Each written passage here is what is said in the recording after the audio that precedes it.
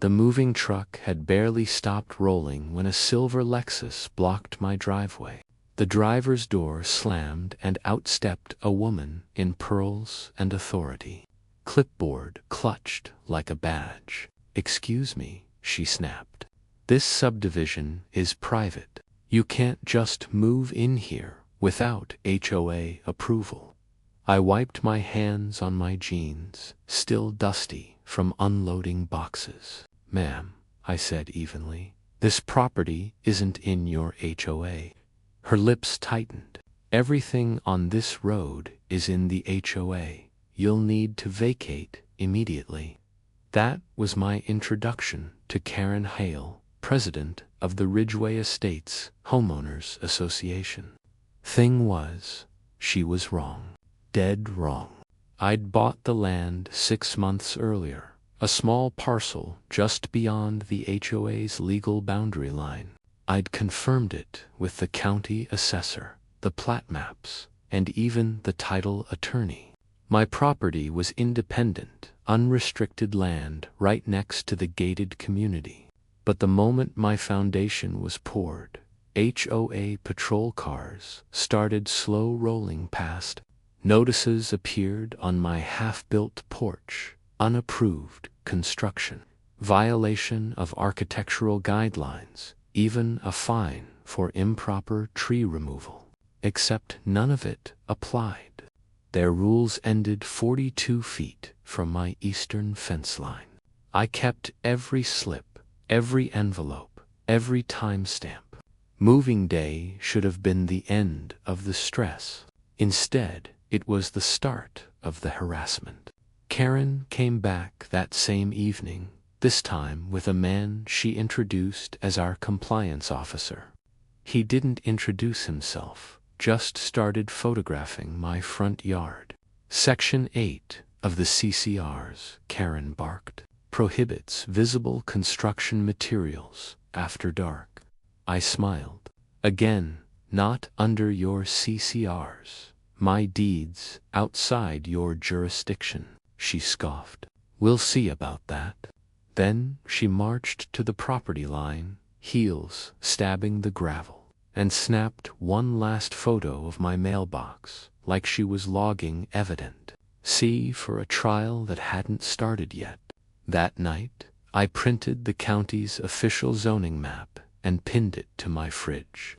Next morning, I found a bright orange final notice on my truck windshield.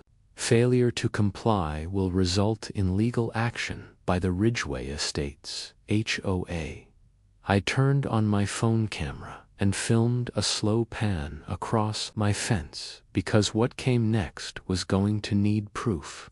Over the next week, Karen's campaign escalated.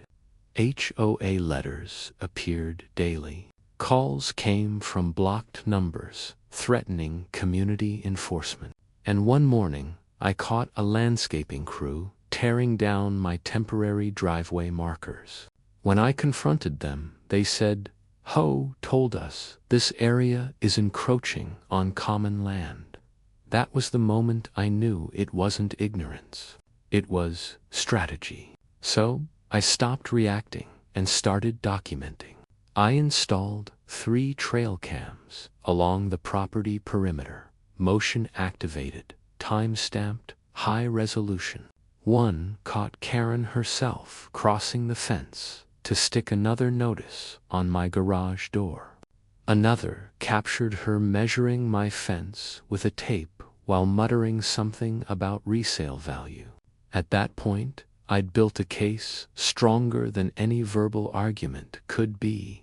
But I wanted airtight proof. So I reached out to a local surveyor, a man named Rick Salazar, retired county engineer. He agreed to do a certified boundary survey and mark every property corner with new steel pins and GPS coordinates.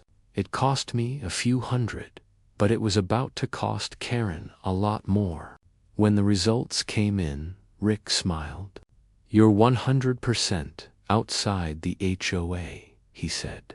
"Their boundary ends right here." He tapped the ground with his boot, about 10 feet before your driveway starts.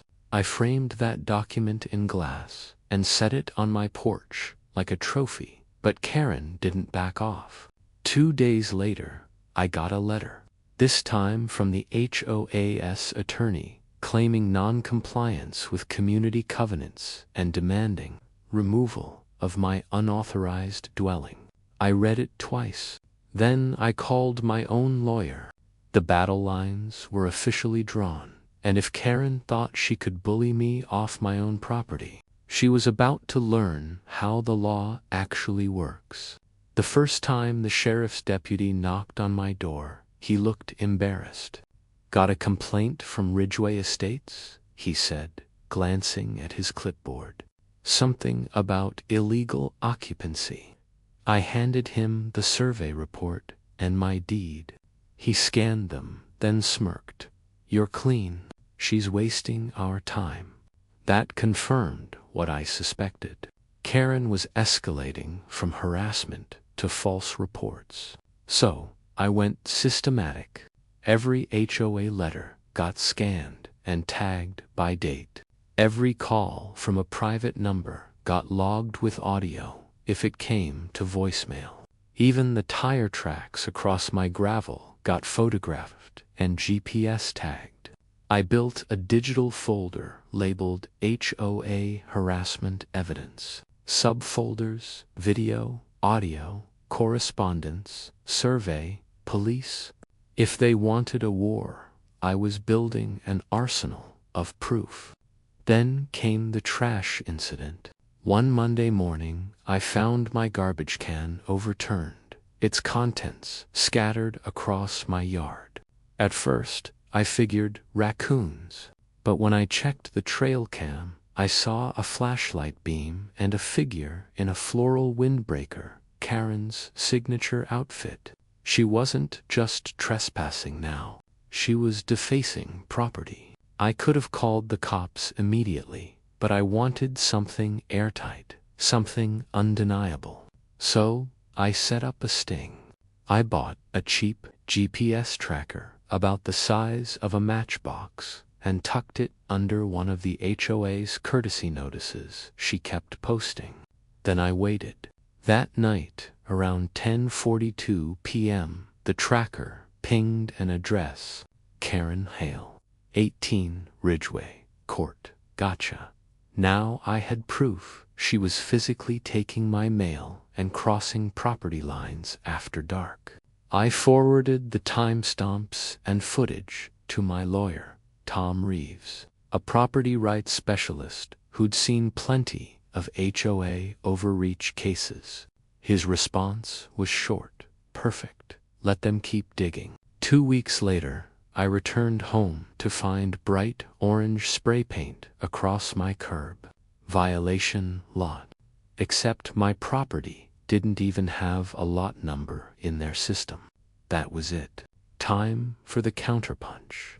Tom drafted a cease and desist under California Civil Code 41708.8, harassment and invasion of privacy. It cited GPS data, video evidence, and the certified survey. We sent it by registered mail to Karen, her board, and their attorney. Within 24 hours, she was on my doorstep again, red-faced, shaking, clutching the letter.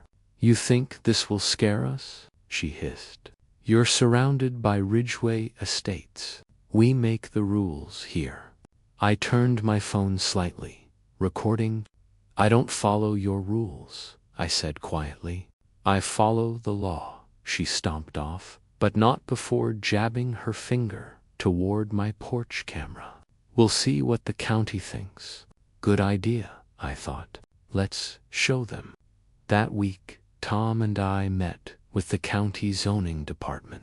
I brought the full file: survey, photos, videos, GPS logs, and police report numbers. The zoning officer, a calm woman named Donna, flipped through everything and nodded. "Yeah," she said. "We've dealt with Ridgway before. They overreach. I'll send an official letter clarifying your property's exemption status. 3 days later, the HOA got the letter stamped and signed. Property at 4038 Ridgeview Road lies outside HOA jurisdiction. That's when the real panic started. The HOA board called an emergency meeting. Word spread fast through the neighborhood Facebook group. Screenshots, accusations, rumors. Someone leaked that Karen had been personally conducting compliance checks. Homeowners started to turn on her. One even sent me a message. "We didn't know she was doing this. Half of us can't stand her." Still, I wasn't celebrating yet because Karen wasn't done. Not by a long shot. That weekend, she filed a civil complaint claiming I was devaluing adjacent HOA properties. But what she didn't realize, her own HOA's bylaws required board approval before filing legal action, something she skipped entirely. Tom smiled when he saw it. She's just violated her own charter. We filed a motion to dismiss along with a counterclaim for harassment and trespass, and I attached a USB drive filled with footage, the trespass, the vandalism, the GPS logs. The court date was set for 6 weeks later. The story was no longer just about property lines. It was about power, ego, and how far one woman would go to enforce control she didn't actually have. And if she wanted a showdown, I was ready to give her one. The morning of the hearing, the courthouse smelled like coffee and fresh toner. I arrived early, briefcase in hand, wearing the calm confidence that comes from knowing you're right and having proof to back it up. Karen showed up late, flanked by her board, 3 retirees with clipboards, whispering like they were about to auction a lawnmower. She wore a bright pink blazer and that same defiant smirk she'd had since day one. She didn't smirk long. The judge, a sharp-eyed woman named Judge Farley, opened the session briskly. Plaintiff Ridgeway Estates, HOA vs. Ryan Carter, she read, claiming unlawful occupancy and property value interference. Karen leaned forward eagerly. "Your Honor, this man." Judge Farley raised a hand.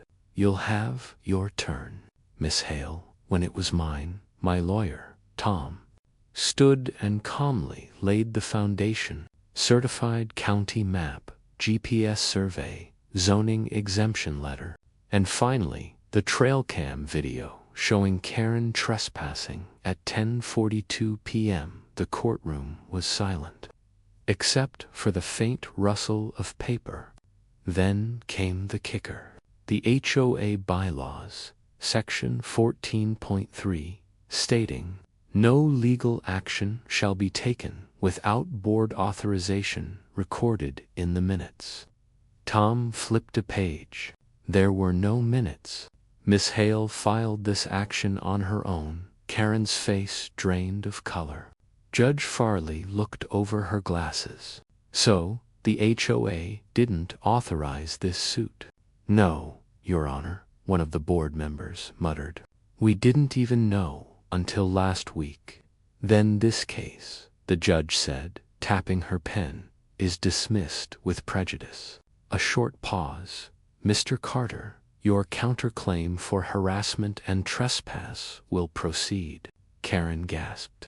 The next week was a parade of depositions and damage control. Tom sent the HOA a settlement offer. "Cover my legal fees, remove all fines, and issue a written apology. Or we'd pursue damages for trespass, vandalism, and emotional distress." They tried to bluff. We didn't blink. By the following Monday, I got an email titled Settlement Acceptance. The attached PDF was the sweetest document I've ever read.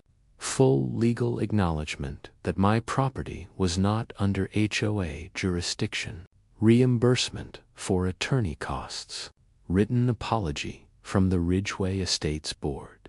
Karen's signature looked like someone had forced her hand. But I wasn't done. 2 weeks later, Ridgeway held a special open meeting in their clubhouse. I attended, invited, surprisingly, by several fed-up homeowners who wanted the truth. When I walked in, every head turned. Karen sat stiffly at the front table, jaw set. "Mr. Carter," she said through clenched teeth, "you're not a member of this HOA. You have no standing here." One homeowner stood up. "Maybe not, but he's the only one who stood up to you." The room erupted in murmurs. So I kept it short. "I didn't come to fight," I said, voice steady. "I came to remind you all rules only work when they're backed by law, not ego. Property lines exist for a reason. Respect them and nobody gets hurt. Ignore them and you'll find out how expensive arrogance can be." A few people clapped. Karen slammed her gavel so hard. 3 weeks later, word spread that she'd resigned for personal reasons. Her Lexus was gone. The compliance patrol stickers on HOA vehicles quietly disappeared. I went back to my porch, coffee in hand, and watched the sun rise over my fence line, the same fence she'd measured in defiance. The gravel crunched under my boots. The cameras blinked green. Peace, at last, was measurable.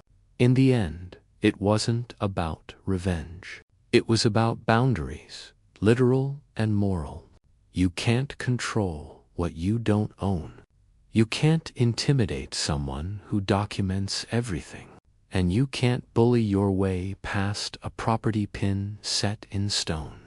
So, if you ever find yourself staring down an overreaching HOA, do your homework, get your proof, and stand your ground, because the law is quiet, but it speaks loudest when you let the facts do the talking. Drop your own HOA nightmare in the comments, and don't forget to subscribe for the next one. I've got plenty more stories where this came